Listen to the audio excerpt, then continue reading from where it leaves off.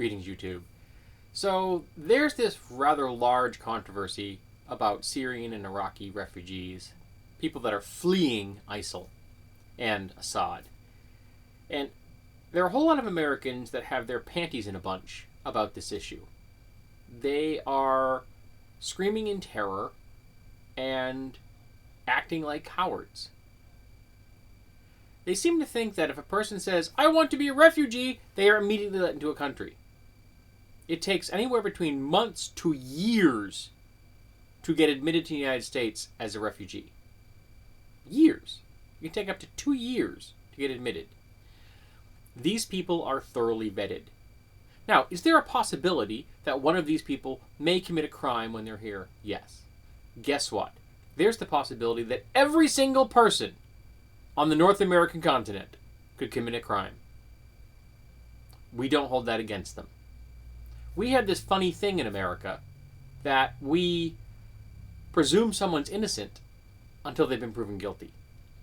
Except in the case of Syrian and Iraqi refugees, where Chris Christie says that even ones young as 5 should be considered dangerous because the vetting process isn't thorough enough for his panty-bunched criteria.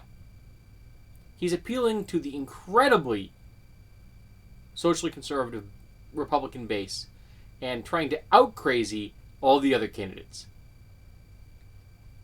And people seem to think that because you're from Syria or Iraq, that you are automatically a terrorist. No, that's not how it works, folks. There are terrorists in Syria and Iraq. There are terrorists in America. We have numerous terrorists in America. We just tend not to call them that because, well, they're white and Christian. But they're still terrorists. My governor here in the state of New Hampshire said that she doesn't want Syrian and Iraqi refugees to be relocated to our state. Now, we'll stop for a second and point out that governors don't have that power. There are no international borders around the state of New Hampshire. The international borders for the state of New Hampshire are the United States of America. And when those refugees have been vetted and allowed to come in, you don't get to say no. That's not how it works. And my governor is a Democrat. So this actually runs across party lines with the panty-bunched terror. And we are doing exactly what ISIL wants us to do. We are treating these refugees as the other. That's what they want. My governor and all the other governors are helping ISIL write their narrative. They are aiding and abetting terrorists. But let's take the criteria, pardon me, that the governor in my state is using and the governor in the other states that are also clenching their panties and pearls. Let's take their criteria and let's apply it to another group of people.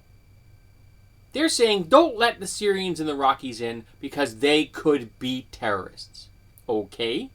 Then as of today, let's make sure that no white man is ever allowed inside a movie theater, a public school, or a college campus.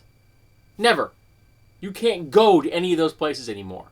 Because we have incontrovertible evidence that white men are dangerous in those 3 areas. Multiple cases, in fact. Gunning down innocent people. Unarmed innocent people.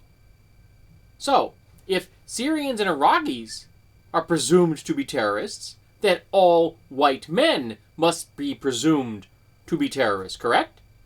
I'm just using the same criteria that these governors are, and the entire Republican base seems to be using. That's all I'm doing. I'm just using the logic of Chris Christie and applying it to a different group. Now, this of course has nothing to do with anything other than the fact that these refugees are Muslim. Alright? That's all it has to do with it. But America actually set up a criteria once where we said we don't want those refugees because they're not Christian. In fact, we said we don't want 2 million of those refugees because they're not Christian. Do you know what happened to those 2 million refugees that the United States of America refused to take in? Hitler murdered them.